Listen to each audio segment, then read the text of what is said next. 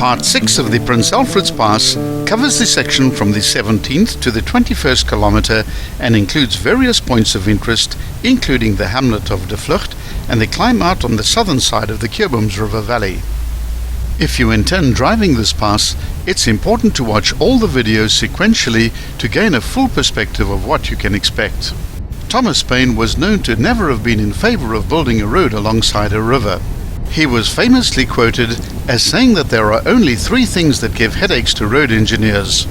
These are water, water and water. The main object of building Prince Alfred's Pass was of course to give Knysna access to the Langkloof and hence to destinations to the west and to the east.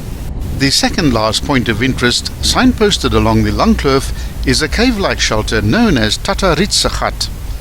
No one seems to know the story behind this name.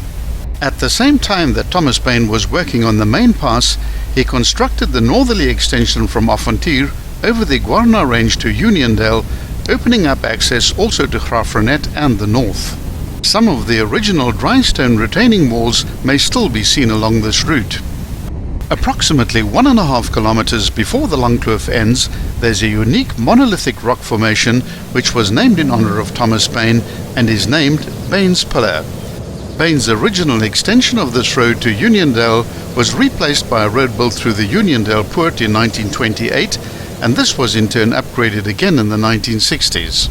After Paine's Pillar, the road straightens out and the approach to the Cubums River Valley can be seen ahead.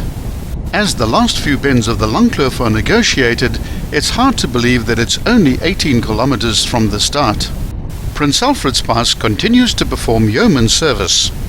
In November 1997, heavy rains caused a section of the dry stone retaining wall to collapse near De Vlucht. The Roads Department accepted the challenging task of replacing the missing bit of road using the same techniques as Thomas Paine had done. So well was the job done that the slightly different color of the stonework is today the only clue that the wall is not original. At the 18.6 kilometer point, the Cubums River is crossed via this low-level concrete causeway.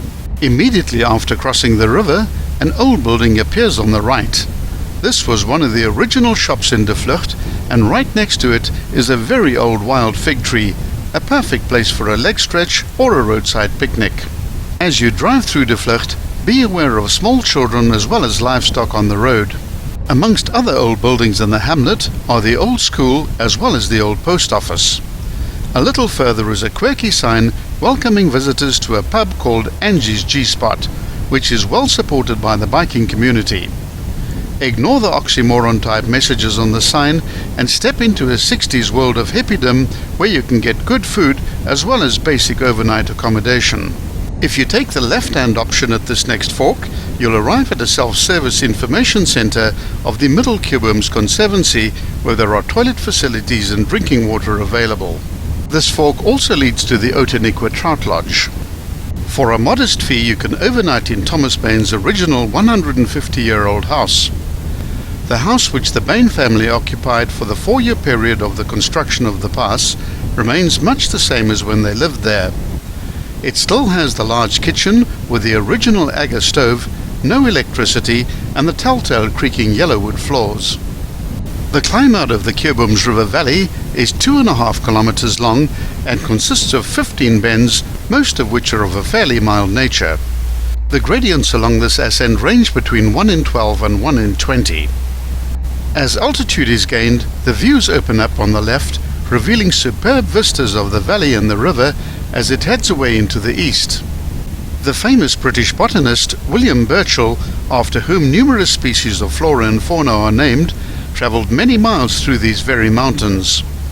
On a farm not far from De Vlucht, one can still drive a 4x4 route today called the Burchell's Oxwagon Trail, which follows the original wagon route. The route is a personally guided one by farm owner Katot Meyer, who is something of a legend due to his intimate knowledge of the area's history. The route is tough in places and is only open to 4x4 vehicles with good ground clearance as well as low-range capabilities. Burchell travelled these mountains long before Thomas Paine during the period 1810 to 1815 and collected almost 6,000 specimens and objects. Be sure to watch Part 7 of the Prince Alfred's Pass.